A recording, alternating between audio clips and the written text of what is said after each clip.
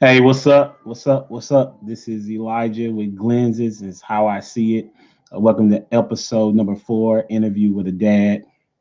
I'll be interviewing one of my homies from a long time ago. That's always been a supporter of whatever I've done, and he's been a good father to his kids, of course, or else he wouldn't be here. And he's been a youth pastor. He's been a mentor to so many other people. This is my homie, Grady. We might as well be brothers, man. Welcome, Grady. Appreciate you for being on. How you doing, bro? Man, I'm good. I'm good. Thanks for having me. We do go back for a minute. I We mean, it's do. been I don't it's even been know a few what year. years. I don't even know what year we first met. It was sometime. Man, I don't know. Has it been Probably around 15? yeah, close to 15 years, man. Oh Uh, yeah, that's what's up. Yeah, Close to 15 yeah, years.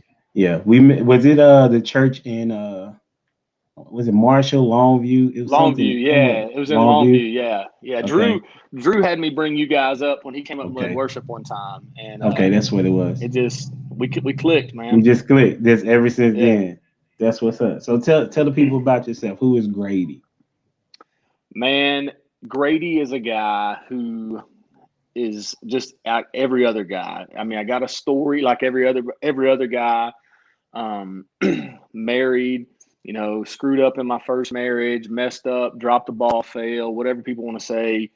Um, Preached a lot about grace, but didn't really learn grace until I screwed up and failed. And now I Mm, live in live every day as a recipient of extravagant grace and try to be a mm. guy who gives extravagant grace. And so, That's what's up. I mean, That's what's up, man. That's a. I mean, it's a short but compact answer, but it makes a lot of sense because oftentimes, we don't give grace, but we want grace. You yeah, it's know. funny, man. We always want to be the prosecutor for everybody else and the defendant for our own self. You know what I'm saying? But Yeah. Yeah. at the end of the day, the only guy that can judge chose to give grace. So, Yeah, that's real talk, man. I appreciate that. So we're gonna dive into the interview, and then we'll probably bring some of what you just said back into the fold of the conversation. So my first question is, how would you describe a father versus a dad, or do you even feel like there is a difference? I think in some ways it becomes semantics. I mean, obviously, a father is just a guy who has, helped create offspring. You know what I mean? Like Okay. any male who has reached the age of sexual maturation can become a father. Okay. Being a dad is something that is intentional. Now I know dad, father, those words can Mm, be interchangeable, but yeah. being a dad is something that requires intentionality, being investing in your children and being in their lives and trying to help raise them. I think that's Okay. something in our culture today that doesn't, I mean, not just about dads, but as parents in general, we almost let our culture raise our kids more than we intentionally raise our kids. Um, and man, like I started off in my intro, dude. I mean, I haven't always done that. Like I'll be straight. Like Yeah. I can tell you when I failed in my first marriage, it was in that moment that I didn't realize the great gift and blessing of being a father, being a dad, Okay. until after I screwed up, and then I real like now the time that I do get with my kids is so much more precious and valuable to me than it Mm, ever was before. Like the weekends I have my kids now, man, you can bet I ain't going to the gym. You know what I'm saying? Like okay. I'm not giving up that 30 minutes to an hour. I'm with my kids. And so Yeah. it's that a dad is intentional. A dad is intentional with that time and realizes that the time is short that we have with our kids, and that So it's you like, never get that time back. You never get it back. yeah, So a the father, scripture tells us that. Yeah. yeah, I mean No, I'm saying go ahead. I'm just saying that. I'm a with you. father just create is just a guy that can create children. A dad is intentional. That's what's up. I appreciate that answer. Like you said, it seems to be semantics because I've had other guests that said the reverse, but I've had Okay. also a guest that said the exact same that you said, right? But like I said on the last podcast, it really ultimately comes down to, is that man taking care of his kids in a way that the kids is understanding that love, right? You Absolutely. know, It goes back to the kids' language, their love language. They got to know that you're not just investing with time, but you're also making sure they know that they're valued. I think that's the other thing. I think that's what you're just talking about is make sure the kid knows that they're valued. I mean, I'll be my kids have a stepdad, and mm, and I'm a stepdad. And so as well as okay, having bio kids, and so yeah, we don't we don't like Lindsay and I, we don't consider his and hers, they're just our kids. yeah, And it's weird because I know some dudes struggle with, oh well, another man raising my kids or whatever. And I'm not gonna lie, dude, like I'll be straight. There's times I struggle with that. Like I'll shoot straight with you.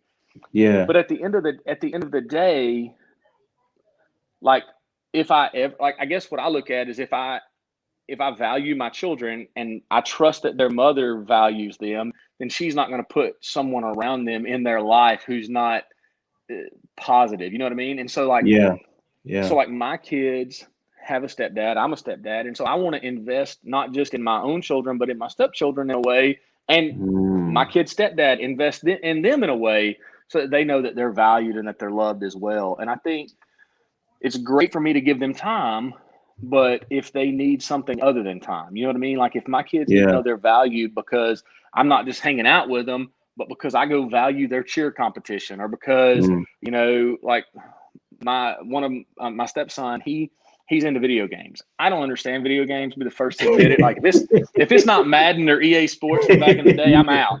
And wow, yeah, you save yourself so for it.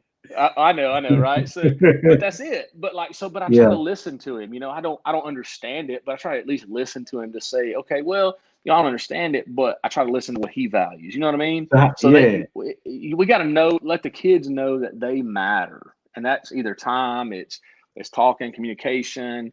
I think communication's huge, man. I think communication's huge yeah, in a marriage. I think communication's huge in parenting.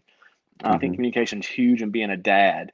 And I think that's a big thing that our kids need, that to feel comfortable enough to be able to communicate with us and know when we're talking to them that we're communicating and not always getting on to them.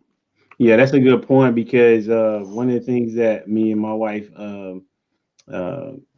had dealt with just last night, talking about how we don't do a good job in celebrating with our kids. Like like Right. we'll say something like, "Oh, that was good. Congratulations that you did that." And we're almost on to the next one. How can you learn from this moment, as Right. opposed to like my son Joshua, who's my second kid, our second kid. He's like he just played running back just this week, right? And he Okay. scores a touch. He scores his first touchdown like on uh his third carry, right, in scrimmage Right. game. Yeah. I'm just like on the sideline, but I'm not in that moment right there. And so what I noticed is that he's still reserved, even though he just did something pretty amazing in the sense of it Right. was his third carry, right? Or my daughter doing something really good. And so we were saying that like we got to be able to express excitement with them so that they can have an idea of that daddy is excited about what they just accomplished. And I Yeah, that we often like value yeah, so to that show we you value value, what yeah, they value. Yeah, yeah. Big absolutely. time. And so absolutely. And so you that's what that just made me come to remember that what you're saying is actually a fact, because when I told my daughter, I yelled at her on Tuesday. I thought I was yelling, right? And I was telling my son, listen, man, you want me to yell at you like I was yelling at your sister because she wasn't doing well? Gianna said, I didn't feel like he was yelling at me, Dad. And Right. what I told her was like, you're great at softball. Like you're great. Like, but you don't act like it. If you Right. don't believe it, then nobody else will. So the value for sure makes a lot of sense. When did you realize, or let me take it back. When you had your first kid, how old is your first kid? Patrick's 20, man. He's almost 21. He'll be Wow. 21 in February. Yeah, I'm old. Wow. Okay, for sure. So do you remember the first time that you held him? What was that thought process? Man, I remember when he was born. This is what I remember when he was born. Like I've seen stories of kids being born and they're kind of crying, their eyes are shut. Patrick was born, his eyes are wide open, and he was like looking around, like didn't want to miss anything. And I Yeah. remember that moment because that's the way he's been his entire life. It's even today, he doesn't want to miss anything. He's afraid he's going to miss out on something. Like, Okay. if I try to get him, hey, what about this? What if you, like he rode with me for a couple weeks when I was over the road back in April, Oh, and that's cool. he was concerned about what he was missing. Now we had a blast on the road with me. You know what I'm saying? Like, we got to see a good bit of the country. Went out to Colorado. First time he'd seen knee deep snow. I mean, it was pretty cool. Yeah. And but it was great. We had some phenomenal conversations. You know what I mean? Yeah. Hanging out. I used to keep a grill on the back of my truck when I was flatbedding, and so Okay. when COVID started, all the restaurants shut down at truck stops. So I put this grill on my truck, and it became phenomenal opportunities for he and I on the road. But also, he got to Wow. see. It became phenomenal opportunities because other drivers were coming around like, "Hey, man, I got a microwave in my Wow. truck, but I got some sausage. Can I throw my sausage on this grill? Or I got this. Can I throw this on there?" And so, guys would sit in the truck stops with us late at night, and we were just talking and hanging out, and it was Wow. good. But so going back to all that, man, I was an immature dad, first time dad. I really was. Okay. I was 20, very immature, wasn't really ready to be married, wasn't ready to be a dad. I'm just shooting straight, you know what I'm saying? Yeah, for sure. Absolutely. And and so I remember when he was born. I don't remember the first time I held him, but Okay. I remember that one of the things that I would say I did wrong. I had a younger brother who passed away when he was Mm. 10, I was 14.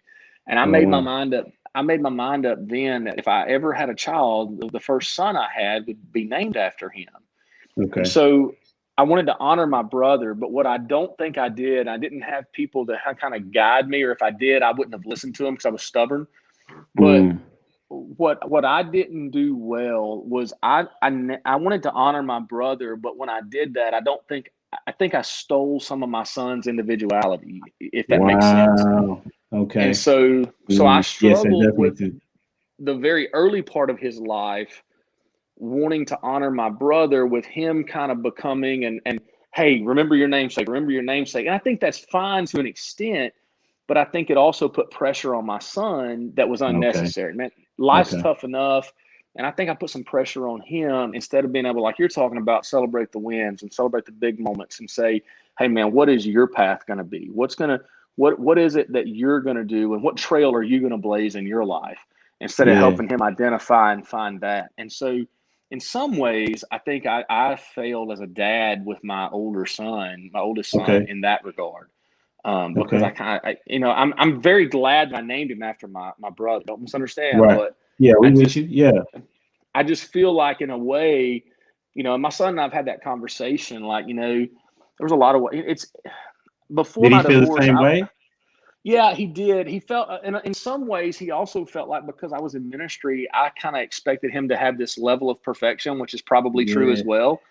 That's And tough. that That's kind of, hard, man. and that That's took some of his pressure. individuality. You know what I mean? Yeah. Um, but I feel like before my divorce, I was not a guy that would look you in the eye and say, "Man, I dropped the ball. I screwed up." Okay. When you fail the way that I failed, and you come to a place where you cannot blame it on anybody other than the man in the mirror, it has Yeah. made life so much easier for me to look people in the eye and say, "Hey, man, I dropped the ball." And so Yeah. I'm the guy now that when I fail, I'm gonna look you in the eye, even if it hurts, and say, "Man, Yeah. I dropped the ball." And so we've had Yeah. some of those conversations where I've been able. I think that's kind of what's helped restore our relationship. Is we've had some of Okay. those conversations where I've been able to sit down those 2 weeks on the road and look him Yeah. in the eye and be like, "Dude, man, here's the truth. I dropped the ball." So And how did he you kind of even get to? I'm sorry. Go ahead. I'm sorry. I didn't mean to cut you off. what Good. he got to share some things in that moment as he felt comfortable enough with that I was going to be vulnerable to myself. He was able to tell me kind of how he felt, and we were Wow. able to discuss his feelings. You know what I mean? Like, Wow. hey, Yeah. like, yeah, and me be able to say, well, no, that wasn't right, or yeah, you are correct there. You're right, and I was wrong. You know what I mean? Like, Yeah. but it took him seeing me being willing to be wrong. Absolutely. You Yeah. know? So when he saw that you were man enough to admit your faults, then he was like, okay, dad has let his guard down. So, that means that I can too. Right. at the same time, and that sounds like he respected you for that. So, let me ask you another question. Like, how many kids do you have? So I have 5 biological kids, and then I Okay, have 3 bonus kids. I refer to them as can bonus instead of step. that's what's up, bonus kids. Can you Yeah, name man. ages? Can you give Yeah. ages? So it's 20. Patrick's 20. Emily's 18. She'll be 19 end of the month. Andrew's 14. Brenna's 11. Naomi is 9. And then my bonus kids, Peyton is 11. Scarlett's 10, and Cheyenne's 5. Ah, that's what's up, man. So, how would you describe their personalities? Are any of your bonus kids similar to your biological kids? It's funny, man, because my bonus kids, 2 of them are the same age as 2 of mine. My youngest Okay. 2, so my oldest 2 bonus kids are the same age as my youngest 2 kids. Oh So wow. every other weekend we got 5 kids running Wow. around here, Yeah, and so it's 2 11-year olds, 2 9 10 year olds, and a 5 year old. that's And cool. so I wouldn't say, in some regards, my 10 and 9 year old are similar in that they both love animals. And they're both kind of going to do their own thing. They're at that age where there's kind of like, doesn't really matter what the crowd's doing. This is what they want to do. Right, You know what I mean? right. Yep, I'm Um, with you. my 5 year old, if you remember the television show Full House, Yep, I do. um, the toddler, the baby from Full House that Okay, always yeah. talked and always had all these comment, was it Michelle? I The think was her Olsen name. twins. Some of the Yeah, Olsen yeah, yeah, twins. yeah, yeah. The Uh, Olsen twins. Yeah, yeah. So yeah. that's our 5 year old. Except her vocabulary, man, is like she had. You don't expect 5 year olds to just carry on conversations the way she does. Like I'll Yeah. call sometimes, and Lindsay's notorious for leaving her phone laying down somewhere. So I'll call, and instead of taking her mama's phone to her, she'll grab the phone and be like, "Hey Grady, what's up?" And just start kind of a conversation with me. Like, well, Mom can't talk right now because she's washing dishes. So what do you need? Oh my I mean, goodness. just That is just crazy impressive. stuff like that. That's what's up, But man. yeah, so Then when it's did pretty you? cool. That's what's up. When did the light switch click for you to the value of being a dad? Because you said that in the beginning of you was like you was not that good. So when did that transition happen? Was it? Let me go back. Let me go even further.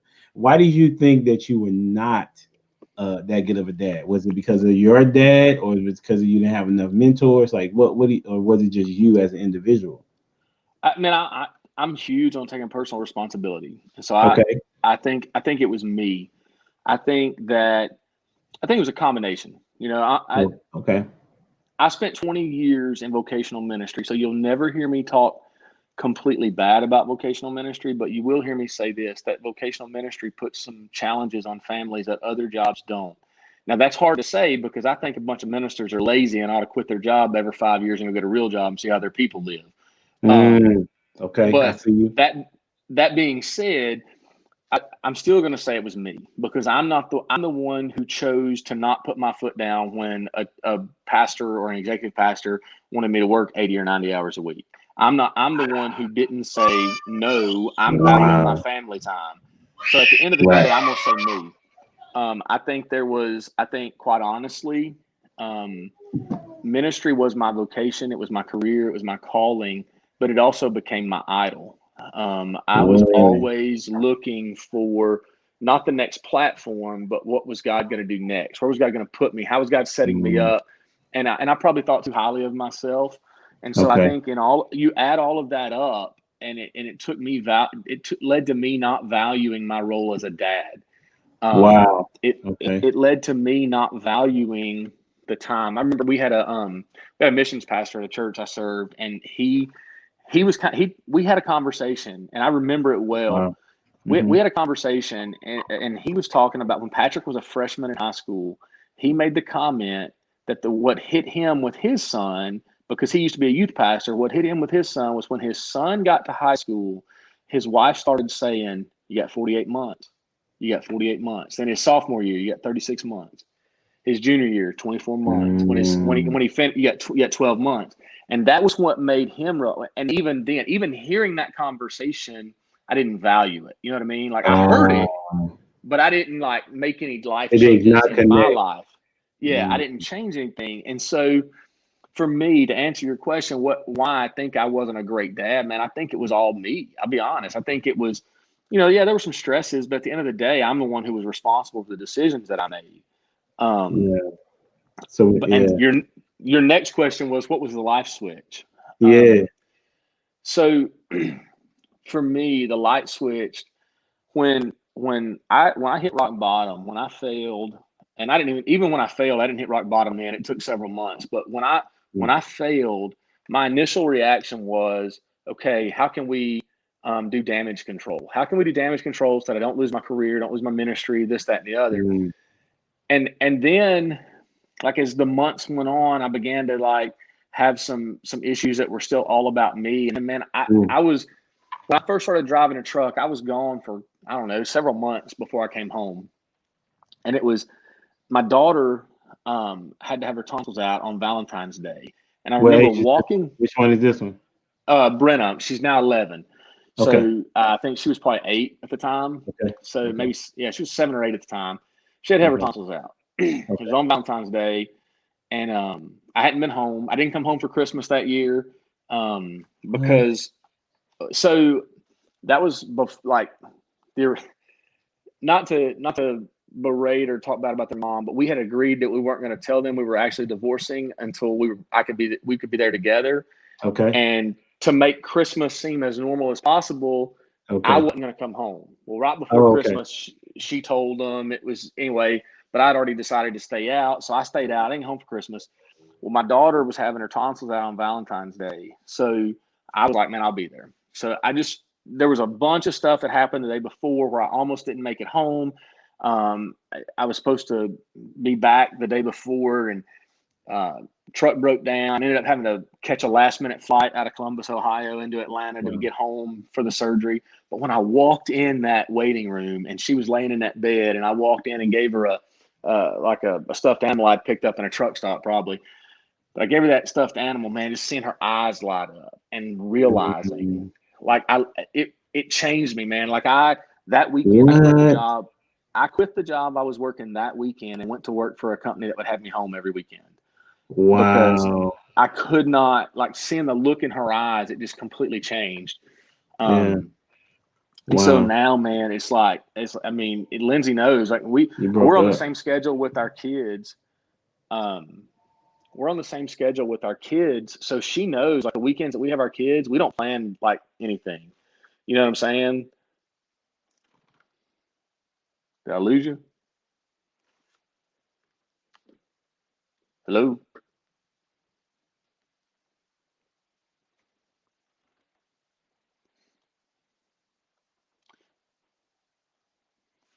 You there?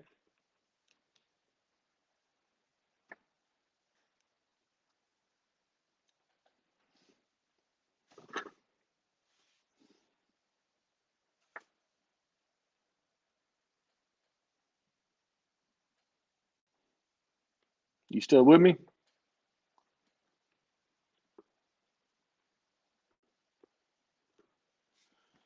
You still with me?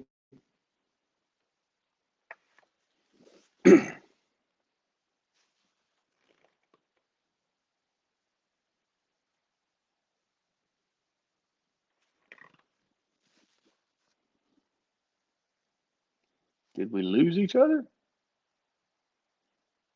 Hello?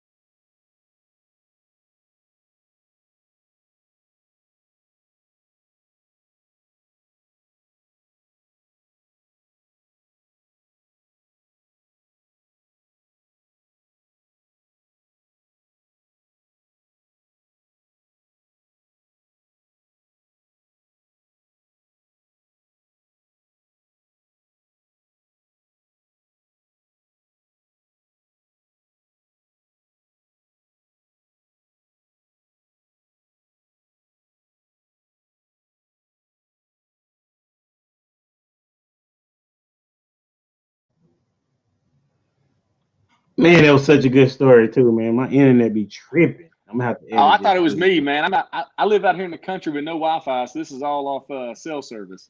So Uh, for sure. You was in the middle of the story about how it transitioned to the light bulb flip, which when your yes, daughter came in, then your job changed. yeah. So when I saw her face, man, the way that she reacted to me being there for that surgery, I was like, that's it. Like I'm changing jobs. I'm gonna be home. Like the weekends that I got them, we don't like. I think in 3 years, I think Lindsay and I have done like one thing on a weekend that we had the kids Mm, where we weren't gonna have them. You know what I'm saying? Like that. I yeah, just. yeah, I mean, man, that's just what we it's do. valuable. Yeah, Yeah. time with them is valuable. I wasn't raised with a dad or in the house, and so it was my uncle who's my father figure, if you will, and so for me to understand what it was like to have a dad, I started asking other men, what that had a father in their house, like what was it about your dad that you remember the most? And they always said it was the time that he spent with us. Right. They didn't say Yep. anything about what item that he bought them. It was all Nope. about the time Yep. that he spent. So that makes sense, man. And that's even though it took you a long, you saying that it took you a while to figure it out. At least you figured it out, as opposed to what would happen with you not, figuring it Yeah, I out. mean, I've talked to my kids, my older ones especially, and tried to explain to them, like, man, I did. Like, my daughter, my oldest daughter, kind of has some issues with me still, and I'm like, in some ways, you're right. I did suck as a dad for a while. You know what I mean? But in a lot of ways, I Mm. didn't. Like in a lot of What was ways, some like good stuff? Okay, so what was some good stuff that you could say? Even though I felt like I wasn't doing well, I think I did well at doing this particular part. one of the big things that I don't think kids, especially in today's society, value is the fact that as dads, if you're the breadwinner as a dad, you're making sure they got what they need. And kids don't. We live in a society where it's almost like kids want to have a story about who has the worst background. You know what I mean? Like who has the worst story. And that's So and like I saw it's that. because they need to have to be able to do their trap music. I They guess, man, I need to don't be the know, but it's gangster like rapper, the turmoil. I mean, but it's terrible. And so like I've tried to one of the ways that I feel like I did well was that my kids always had what they needed. I mean, we didn't Okay. always have everything we wanted, but we always had what we needed. Yeah. And so, they always had a roof over their head, clothes on their back. You know what I'm saying? Like they always had what they needed. Yeah. Um, and we had good times. You know what I mean? Like there were good memories in that time, like where we did spend. Like you know how man Facebook memories are. They'll pop up every day or whatnot. And so I see Yeah. memories that pop up, and I'm like, man, we had a good time at this time or that time, Yeah. and so there were those things. But at the same time, what I've tried to do is and I'm still working at it, I'm still learning is I've tried to kind of step back and say, okay, yeah, those are the positive things I did, but let me kind of see if I can see it from their perspective, see Right. what they're seeing so that I can Right. not necessarily correct, but so that I can validate and then Hmm. maybe try to come at it from their angle. You know what I mean? Yeah, Like, because yeah, perception is reality. it You know is. what I'm It saying? is. Perception is reality. So I totally get it. So who would you say was your did you have any mentors growing up? So my grandfather, so my parents divorced when I was 8. My grandfather was my mentor. Of course, he passed away when he was a World War II vet. Passed away, I think, when I was like 12. So then I had Okay. an uncle. My brother was diagnosed with leukemia during that time. So I lived. Okay. So my mom, Man. when you met me in Longview, I had grown up in Gilmer, but my mom had to go back and forth to Dallas, and she kind of lived in Dallas off and on for 2 years with my brother. So I lived with two of Okay. her sisters, and so my uncles were kind of my mentors. Well, then Mm, one of okay. them passed during that time, and so then I was kind of back and Jeez. forth. It was just, man, dude, it was. I mean, not. We just talked about guys having, telling their story and having to have the worst, but like in less than 3 years, 9 people in our family passed, and so it Man. was constantly going to hospitals or funerals. But Yeah. so, my uncle, and then as I kind of got older into high school, man, I had a baseball coach who was kind of the first one. My high school baseball coaches were brothers, and so they were kind of the first ones that Okay. kind of began this. take responsibility mindset. And so I kind of listened to it for a little bit and then kind of got away from it. But I would say that they were probably two of the guys that I would look to as mentors. Like I could still hit both of those guys up right now and be like, "Hey, coach, this is going on in my life." I had a That's high what's school. up. I had a middle school coach that he did ultra marathons, and he ran an ultra marathon called the Death Valley High Tech Badwater 146. It's a 146-mile ultra marathon from the bottom of Death Valley to the top of Mount Whitney. And he let people sponsor him as kind of raising money to help offset some of my brother's medical expenses. And Wow, that's cool. he's a dude. He was a middle school coach. He's a dude I can still hit up, and have. That's You know, I cool. mean, and so there's some of those guys like that. But as far as like my mom never remarried until after I was out of the house, and so I never had like anybody in the home. You know what I mean? Yeah, I definitely know what you mean because I didn't have nobody in the home like that. But that, Right. do you think that was? I mean, I know that you're saying that we both would say accountability as far as our self accountability. Do you think Right. that had? Do you think not having a male role model in the house affected you any? I think so because I mean, if we're just going to shoot straight, I think it's easy, Mm. especially for guys. I think it's easy for us to lie to our moms. I think it's easy for us to I see where you're lie, going. either lie by sins of omission, lie by sins of commission. I think it's easy for us to tell what we want to be known and to paint the picture the way that we want it to be painted and to get our mom on our side. Because at the end of the day, most of us, most of our mamas want their boys to do well. And so they think Yeah. that we've had a hard life because there's not a dad in the picture.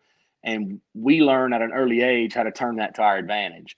Um, Mm. and so I think in some That's ways it that's a good did. point. Yeah, that's a hey. I never thought about that, but I'm thinking about some things in my head You're when I was thinking about things younger. you did to your When mama. Yeah. Yep. yeah, and I know she probably gonna watch this. She gonna ask me what, and I'm gonna be like, I can't tell And I'm you. thinking right now, I'm gonna share this video later. My mom's gonna be like, "So what'd you not tell me?" I'm like, "You don't want to know. You don't want to know, man. That's what's up. Okay, It ain't reached the statute of limitations yet." I was a little, yeah.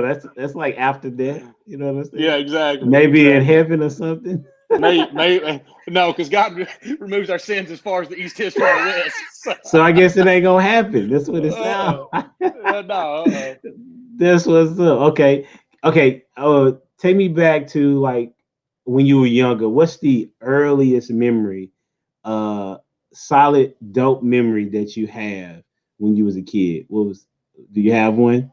Oh man, I don't even know. I mean, like it's kind of like I probably like everybody else's story. Like my mom and dad's marriage when it fell apart. There were good times before it fell apart. You know what I'm saying? Yes. Like I know why it fell apart. It's like my kids know why mine fell apart. But there were Yeah. still good times before that. And I think a lot of times we tend, especially I don't know why, but we tend to remember more The the negatives. negative than the positives. Yeah. Um, and so for me, I remember we went to some state park out kind of like Northwest Texas, and we camped in a tent. And I remember that. I don't know. I mean, it's just something How old crazy. were you? How old were you? Well, my parents divorced when I was 8, so I had to be probably between 5 and 8 in that range That's an somewhere. early memory, though. That's an early Um, memory. but for me, that was always, my dad was a truck driver. My dad was kind of Mm. my dad's favorite movie as he died. My dad's favorite movie was Tombstone, and we No always way. after seeing that movie, we realized my dad was born 100 years too late. You know what I mean? Like that was the era he should have been born in. And my dad's side of the family, they farmed the land. Like the state of Texas has given them like this thing, honored my family on that side for like farming and being agriculturally involved in the land for over 125 years. And so Wow. that's kind of that era. And so my dad was always outside and doing things of that nature, which maybe is where my love of the outdoors comes from. I don't really I know, can see. but that's kind of like I remember that. I remember like before my mom taught school, so before I could go to school, I remember riding in a truck with my Mm. dad, and before I was in school, my dad putting me on a tractor in a hayfield with a rake and Okay. saying, "Hey, I'm baling behind you. You rake this." And Dad, what do I do? Just go around in circles. You know what I mean? Like, but I mean, at 5 years old, I mean, like no Yeah. joke, 4 or 5 years old, I'm on a tractor Wow. driving through Wow. hayfields. 4 or 5. And Wow. so, Okay. You thought you was you know, something probably. well, I mean, I did. And looking back, it probably wasn't the safest thing in the world, but, I mean, but I remember those things, you know what I mean? Like that's Yeah. the kind of stuff we always had animals, we always had cows and pigs and horses. And so I remember being on horses at, 4 and 5 years old. I remember bottle feeding cows at 4 and 5 years old. I remember, I mean, it was just kind of the life that I Wow. lived at that young, Okay. Country so boy. yeah. Oh, because we can That's what's survive. up. That's what's up. Tell me about your shirt, man. What's this fail So forgiving free deal? fail, forgiven, free, man. Like I realized that, you're talking about when did the light flip? And so for me, I struggled after failing, man. I struggled with how many people I let down, with the fact that I think we sometimes struggle with the fact that we let people down more than we let the Lord down, because the Lord knows, like Oh wow. like like That's he heavy. knew in eternity past I was going to sin, but he still loved me. Like he knew in eternity past, before he called me to be a minister, that I was going to fail the way that I failed, but he still loved me and he still called me. And it has nothing to do with me, it has everything to do with him. But one of the things that I think those of us who failed or have a story struggle with is being able to get to a place where we can embrace the freedom. Like we have a hard time letting go of it ourselves. Yeah. And so I was riding down the road one day, and when you're a truck driver, you got lots of windshield time, lots of thinking time. And so I was riding down the road one day, man, and it just hit me like, man, what? Like, yeah, I failed, and I lived in that for a while. And Yeah. then I got to a point where I was like, but I'm forgiven. If I know that I'm forgiven, why can't other people accept that? Because I still deal with people Mm. I see in the grocery store who'll turn and go the other way, whatever, won't talk to me. And it hit me one day, man, but I'm free. And so we Mm. just, I put it on a t-shirt just to kind of see what would happen. And man, people jumped all over it, because whether people failed the same way I failed or not, there's a Doing lot of that people who, again. oh no, don't go out on me. This is too good.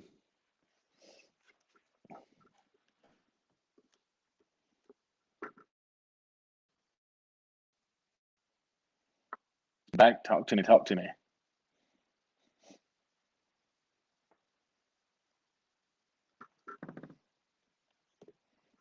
This ain't good, man. I wanted to finish that story.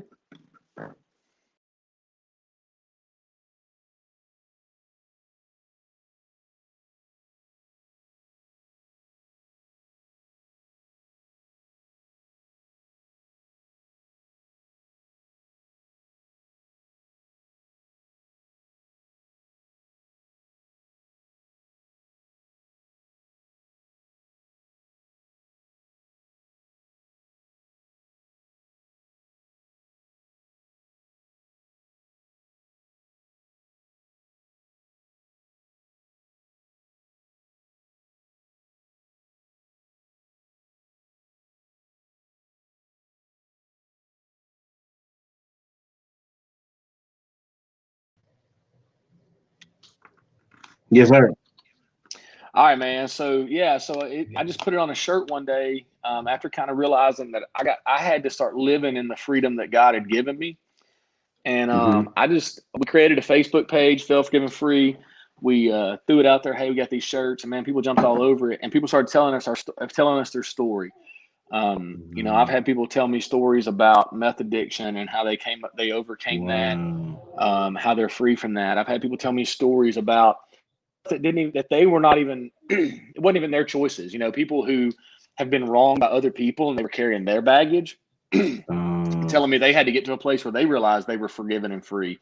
And wow. so it's been That's kind what's of up. cool, man, to hear the stories. So how people And can get those shirts? so we have a Facebook page, Fail Forgiven Free, or they can hit me up on my Facebook page. And Okay. I'm a low tech, so I don't have a website yet. We're still working on Okay. that. But Okay. That's what's hit up. us up, and it's $20 for a shirt. We'll shoot it to you. $25 for a hat. We'll shoot it to you. We do PayPal, Venmo, Cash App, stuff like that. Can't remember all the socials right now, but hit me up. We'll hook you up.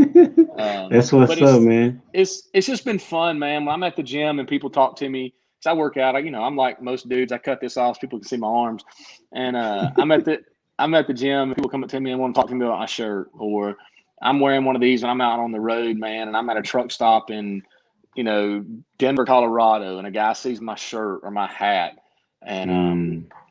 I was That's sitting in cool. Amarillo, Texas. I was in Amarillo, Texas one night and at an establishment. And this lady walks up to me and saw my hat and started asking me about my hat. We started talking, and she was like, "Hey, man, my son's in Afghanistan right now. He's in the Marines," and started telling me some of her story, some of his story. And she Mm. said, "I need one of those hats to send him." And so it's just kind of cool, man. Wow. It's just been kind of cool Conversation to, starter, man. to hear Yeah. people's stories. Yeah. Everybody has a story, and just to kind of Everybody has listen a to their redemption story. story, And especially that if you was where I come was to going Christ. to Yeah. hear their story and then tell them that there's hope, man, that there's a way. There's a lot of people who I talk to, they're still stuck somewhere before the free stage. And I get to talk to Yeah. them about the free stage Yeah. through Christ. And so it's been kind of Yeah. cool, man, to see how it plays out. That's what's up. I have three, I think four more questions. This is called, this is just like a question round. I'm going to ask you to give me a number between 1 and 44, and then I'm going to ask you a question. All So give right, me a number between 1 and 44. 10. What are your strongest memories of your dad or your grandpa? So my dad, man, my strongest memories of my dad is I remember I didn't really see a lot of emotion from my dad until my younger brother passed away. When my younger brother passed away, I got Mm, to see my dad be very emotional. I got to see my dad. I think we all want to see our dad as a superhero, and I had seen my dad's failures, and then but when I saw my brother get sick and pass away, I got to see my dad not just as a quote hero, but I got to see my dad as human. I got to see my dad okay.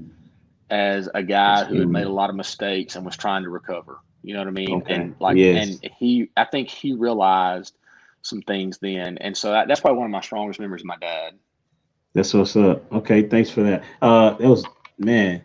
Got this. You said it, you said that I got to see that my dad was human. That's really dope. Yep. Give me number 1 through 44. 22. What's the first album or CD you ever bought? Oh man, first album or CD that I ever, believe it or not, as country as I am, I'm pretty sure it was a tape, like in a tape player, Okay. um, of Def Leppard because it had pour some sugar on me on it. I'm pretty sure that's it. That was a long time ago, man, back in the '80s. What was the words to the song? Man, I can't even remember. Don't try to get. You know better than that. You know better than that. Thought I'd Don't go try, there. man. Yeah, Okay, no. that's what's up. Okay. Second to last question, 1 through 44. Let's go 15. Okay. What are your favorite memories of your family gatherings? So, man, when I was a kid, before my grandparents got sick and passed away, Thanksgiving and Christmases were huge events, man. And every Okay. year, every 2 years, we had these big, huge family reunions as well. And so it was just always fun to get to come together and be with the cousins and my aunts and uncles and grandparents. And those are just, man, that's just the time. Like family is huge to us, man. So Yeah. those are probably the best times. That's what's up because you have that good energy. Like everybody, you have this large gathering of people that you Yep, know, and exactly. everybody's just trying to have fun. So And good that's food. That's yeah, you always yeah, gonna have the good food, man. absolutely, absolutely. So I know what you're talking about. That's big for us too in our family. And last question, um, the last question that I have for you is, how would you like for your kids to remember you? So, man, the way I want my kids to remember me is to remember me like this. We had some good times. Daddy screwed up and daddy failed, but daddy spent every day after that. Once daddy hit rock bottom, daddy didn't look at that to be a trampoline to shoot him right back to the top, but daddy spent every day after hitting rock bottom wanting them to know that he loved them and wanting them to know that he was trying to be a better man today than he was yesterday, and that the things that led to his failure, like his choices that led to his failure, he's working on correcting and overcoming the rest of his life. I want them to know I value them, I love them. That's how I want them to remember me. That's what's up. Well, I appreciate the time, Grady. I'm sure they'll remember you in such a way, just because you always seem to be the dude that's going to do what he says he does what he says he's going to do. So once again, I appreciate it. Hopefully people like, share, comment, subscribe to the channel, of course. But more than anything, that they get an understanding of the what it's like to be a dad and the genuineness of you, and hopefully their support, failed, forgiven, and free on Hook us up, Facebook. man. For sure, man. Any last comments that you would like to say? Hey, man, thanks for having me. I appreciate what you're doing. As dads, a lot of times I told somebody one time when I was a pastor, Mother's Day, it's how great mothers are in churches. Father's Day, it's how terrible we men are. And the reality is there's some dudes out there who are doing it right and maybe aren't doing it right, but are trying. And so, man, I appreciate what you're doing because it's definitely needed. They say that fatherlessness leads to poverty, but nobody addresses why there's fatherlessness. Nobody addresses some of the other issues. And so, man, I appreciate the effort that you're making. Thanks for having me on. I'm Oh, honored, dude, because absolutely, I'm just a absolutely. nobody, dude. So thank you for having me on. Listen, so am I, man. I got, like, right at this moment, we only got 53 subscribers, bro. The goal is to do what God wants me to do, and that's tell Right. people about what dads can do, and what dads are doing. You know what I'm saying, and encourage others. So I appreciate the Absolutely. time, man. I'm gonna make sure I edit this, as best as I can, and then Right. I'll shoot it. I'll put it on Facebook, and then I'll link you in. Appreciate it, man. Thanks, dude. Absolutely. Have a good weekend, bro. You too, man. Have a good one. See you later. Bet. All right. Bye.